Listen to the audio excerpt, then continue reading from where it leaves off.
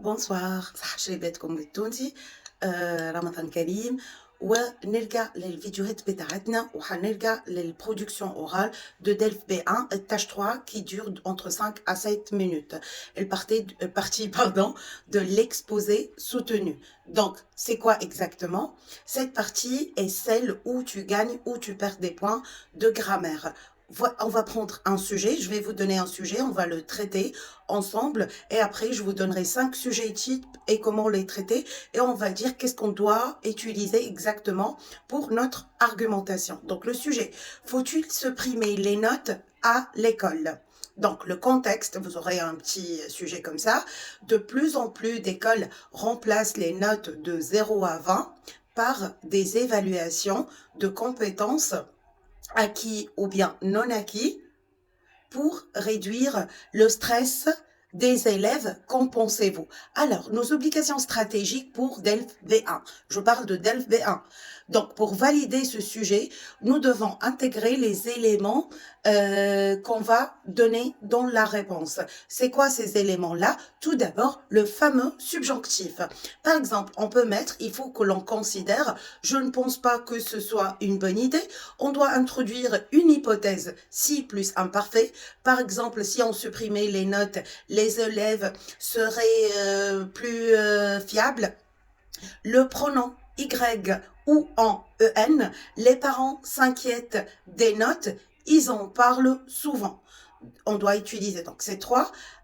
Et aussi, on doit utiliser au moins, je dirais plus même, 3 connecteurs logiques. D'énumération, de cause, de but, on va parler de tout ça, tel que d'abord, cependant, par conséquent, pour conclure. Alors, une structure conseillée, je dis bien que c'est un exemple. Donc, pour l'introduction, qu'est-ce qu'on doit faire exactement? On doit présenter le débat ou la problématique, le stress versus la mesure de niveau. Dans le développement, le corps, on doit utiliser 2 arguments. Par exemple, argument 1, le côté positif, moins de compétition pour. Argument 2, contre le côté négatif, manque de repères pour les parents afin de surveiller l'évolution de leurs enfants. Et la conclusion, donner notre avis personnel, tranché et faire la synthèse de ce qu'on a évoqué dans la partie développement. Donc, surtout, on ne doit pas chercher à être gentil ou neutre. L'examinateur s'en fiche radicalement de notre opinion politique sur l'école. Il veut voir si on est capable de défendre une position avec des outils linguistiques complexes niveau B1. Si tu restes au présent de l'indicatif avec des parce que partout, tu restes stagné au niveau A2. Le B1, c'est l'art de la nuance. C'est là où tu commences à nuancer, à faire de la structure. Donc, on va faire un script modèle pour un exposé de point de vue. Donc, on a dit le sujet sera « Faut-il supprimer les notes à l'école ?» L'introduction, la mise en place. Alors, bonjour. Aujourd'hui, je vais aborder le sujet des notes à l'école. C'est un débat très actuel car certains pensent que les notes stressent les enfants et les élèves, tandis que d'autres les trouvent indispensables. Tout d'abord, je vais vous présenter les avantages d'une école sans notes. Ensuite, je nuancerai avec les risques que cela comporte. Finalement, je donnerai mon point de vue personnel ou bien mon opinion. Au niveau de développement, on doit mettre un argument 1, le positif plus subjonctif.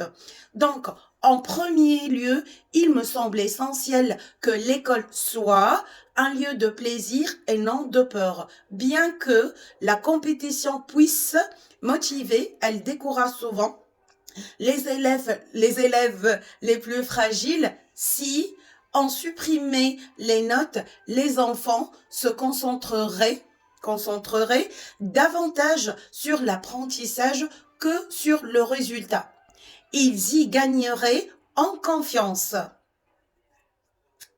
Argument 2, ici on doit mettre le projecteur sur la nuance et les connecteurs. Cependant, il faut considérer l'autre côté de question. Les notes sont des repères pour les parents afin d'évaluer leurs enfants et de suivre cette évolution.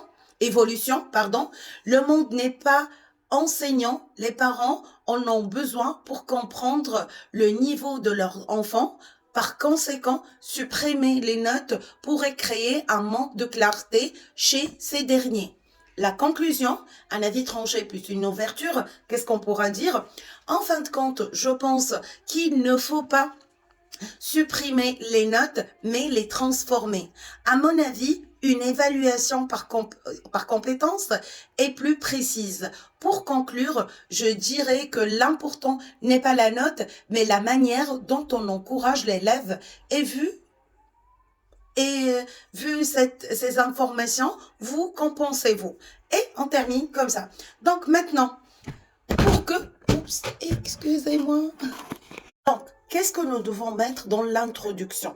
Ici, on doit mettre par exemple le document trait 2, ou bien je vais diviser mon exposé en deux parties. On utilise présent, futur. En argument 1, on utilise par exemple les connecteurs d'énumération tels que tout d'abord, il faut que l'on fasse attention à plus le subjonctif. Après, pour faire une transition, on peut dire d'un autre côté, pourtant il existe un autre aspect, un connecteur d'opposition. Pour l'argument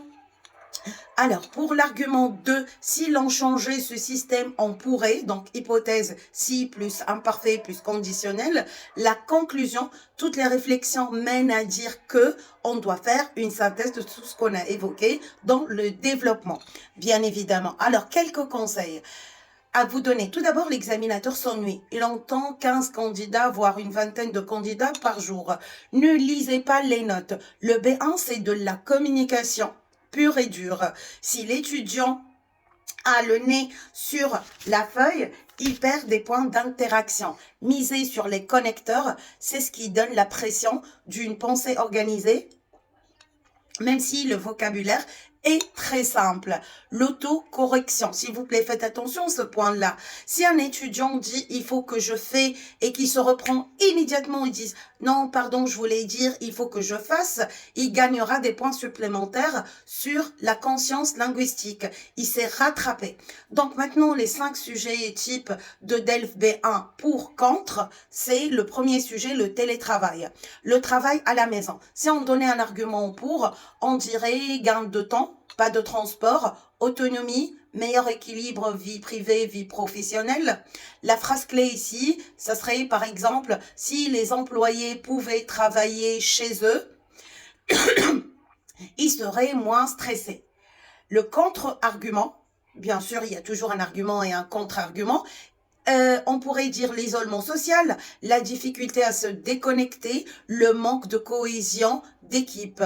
Et oui, ce sont des contre-arguments par rapport à au travail, travail à la maison, télétravail. Donc, une phrase clé, par exemple, il est dommage que l'on perde le lien social avec ses collègues. Je termine. Sujet 2, la limitation de la vitesse à 30 km par heure en ville. C'est un sujet d'actualité. Donc, pour sécurité des piétons, réduction de bruit et de la pollution. La phrase clé, par exemple, il est nécessaire ou primordial que les mairies prennent des mesures pour protéger les enfants. L'argument contre, Sarah, l'embouteillage, la perte de temps pour des livreurs, par exemple, ou bien des travailleurs, l'inefficacité si les transports en commun sont absents.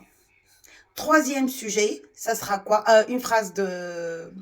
comment dirais-je, clé. Par exemple, les conducteurs y voient souvent une perte de liberté. On utilise le pronom Y. Sujet 3, l'interdiction des téléphones portables au restaurant ou bien au café. Donc, pour favoriser la communication et la conversation réelle, le respect de l'ambiance et des autres clients. Alors, phrase clé, bien que le téléphone soit utile, il ne doit pas remplacer le vrai dialogue entre humains.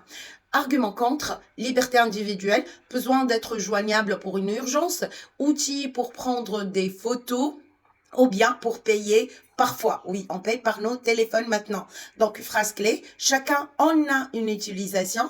On ne peut pas tout interdire, l'utilisation du pronom 1. Sujet 4, la semaine de travail de 4 jours. Et c'est un vrai sujet d'actualité, hein. Donc, si on dira un argument pour, meilleure productivité, plus de temps pour les loisirs et la famille, une phrase clé. D'un côté, cela permettait de réduire le chômage en partageant le travail. Contre, journée trop longue et trop fatigante, complexité pour les petites entreprises. Donc, une phrase clé. D'un autre côté, je doute que ce soit possible dans tous les secteurs. Le dernier sujet, j'ai nommé 5, mais il y en a plusieurs. La protection de l'environnement, les gestes individuels suffisent-ils? Donc, pour une responsabilisation de chacun, effet d'entraînement sur la société, une petite phrase clé. Chaque petit geste compte pour sauver la planète. Contre, nécessité d'action gouvernementale et industrielle forte, sentiment d'impuissance parfois. Donc, une phrase clé. Pourtant, si les grandes entreprises ne faisaient rien, nos efforts seraient inutiles. Donc, le DELF B1 est noté sur 25 points pour la production orale. Pour réussir, l'étudiant doit obtenir au moins 5 sur 25. Pour la note éliminatoire, la preuve en totalité, on doit avoir 50 sur 100 à l'examen. Donc, je vais vous donner quelques critères d'évaluation avec le barème. Tout d'abord, pour la production orale, on note pour les 3 tâches, la morphosyntaxe, la grammaire, utilisant le subjonctif, le conditionnel, le temps de passé, est-ce qu'on fait des phrases complexes? Ça sur 5. Deuxième point, le lexique qui est le vocabulaire. Est-ce que nous possédons assez de mots pour parler des sujets de société ou bien des thématiques? Est-ce qu'on évite les répétitions en utilisant le on, le y, le laquelle, le dont, le où? Sur 5 points. Troisièmement, la maîtrise du système phonologique, la prononciation est-elle claire? L'accent gentil, la compréhension. Est-ce que nous utilisons des phrases simples avec une bonne articulation? Quatrièmement, sur 3. Quatrièmement, la capacité à interagir, et ça au niveau de débat avec l'examinateur. Peut-on répondre aux questions, argumenter et s'adapter à l'examinateur? Et ça, c'est sur 6. Cinquièmement, la capacité à présenter un point de vue, dans la partie 3 par exemple, son exposé est-il bien structuré, intro, développement, conclusion, sur 6 points. Donc, voici comment répartir les points dans la réalité de l'examen. Le candidat a 2+. La note estimée est de 8 à 12 sur 25. C'est à 2+ et non pas B1. Il fait des phrases simples, sujet, verbe, complément. Il abuse du parce que, car, et, mais, il fait des erreurs systématiquement sur le genre, oui, le, là, et l'utilisation des temps passés. Donc, le verdict, il survit, mais il ne maîtrise pas les outils de B1. Un candidat de B1 solide, la note estimée à la production orale de 18 à 22 sur 25, voire 25 sur 25, ils utilisent des connecteurs variés. Cependant, bien que, vu que, par conséquent, en revanche, puisque tout ça. Il corrige ses propres erreurs de grammaire en parlant. Je m'arrête, pardon, je voulais dire ça. Il ne lit pas ses notes. Il regarde l'examinateur. Il montre qu'il peut vivre et débattre en langue française de manière autonome. C'est pour cela qu'on l'appelle le niveau indépendant. Niveau 1 d'indépendance. Donc, quelques petits conseils. L'erreur n'est pas fatale. Ce qui compte, c'est la communication. Si tu te trompes de genre, mais que tu restes fluide, tu auras la moyenne. Bien évidemment, remplir le temps. Si l'examinateur te demande de parler pendant 5 minutes et tu t'arrêtes après des minutes, tu perdras des points de capacité à présenter. Développer vos exemples. Et bien sûr, à la fin, le sourire et l'assurance. Au B1, l'attitude compte. Un étudiant qui a l'air convaincu de ses arguments, même s'ils sont très simples, impressionne plus qu'un candidat qui hésite trop malgré qu'il a des forts arguments. Le stress de l'examen peut provoquer des trous de mémoire. Un étudiant B1 ne doit pas rester silencieux. Il doit utiliser la langue pour combler le vide. C'est ce qu'on appelle la stratégie de la compensation. Alors, 10 phrases de secours pour ne jamais rester silencieux. Pour gagner du temps, réfléchir sans arrêter. Par exemple, on peut dire, c'est une question très intéressante. Laissez-moi réfléchir une seconde et je vous répondrai. Comment dire, c'est un sujet complexe, mais je pense que, et vous rebondissez. Deuxièmement, si on a oublié un mot précis, je ne connais plus le mot exact, mais c'est une sorte de. Par exemple, si on oublie le mot stylo, c'est une sorte de chose avec laquelle on écrit. C'est quelque chose qui sert à effacer le tableau si on a oublié. Donc, c'est le contraire de, par exemple, fragile, difficile, facile, c'est le contraire de difficile. C'est la même chose que. Troisièmement, quand on ne comprend pas l'examinateur, on pourra dire, pardon, pourriez-vous reformuler la question, s'il vous plaît? Si j'ai bien compris, vous me demandez si tatati, ou bien si j'ai bien compris, vous souhaitez dire, donc c'est une reformulation préventive. Est-ce que vous pourriez parler un peu plus lentement? Vous pouvez demander cela au niveau B1 aussi.